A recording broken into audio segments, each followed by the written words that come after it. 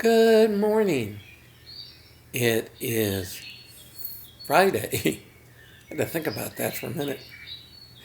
It is the 2nd of December, and our reading is from Micah 5:2, a passage I suspect many of us are familiar with. But you, O Bethlehem Ephrathah, who are too little to be among the clans of Judah, from you shall come forth from me one who is to be the ruler over Israel, whose coming forth is from old and ancient days. It is interesting, of course, that Jesus' birthplace and the promise of his coming was written hundreds of years before the fact. But of more interest, maybe, and in line with what we were talking about yesterday, that God is in control of governments, whether it recognizes it or not, is that he turned over the entire Roman Empire to make sure he got a peasant couple, well, a carpenter and his young bride, from where they were living to Bethlehem. And literally stirred up the Roman Empire because everybody had to go home to pay their taxes. At least now, like yesterday, I paid mine online.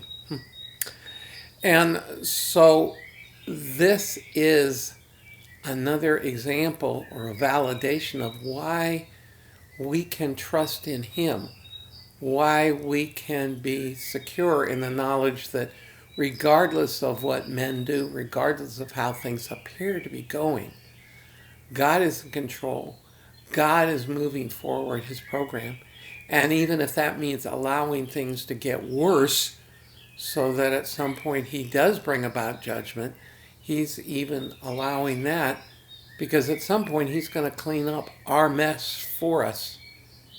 And the only question is, which side of the cleanup do you want to be on? The cleanup squad or the I'm the mess side? And that has to do with how does one answer the question that Jesus asked, who do people say I am? So if you know the answer, that he's the Christ, the Messiah, then you're going to be in the cleanup side.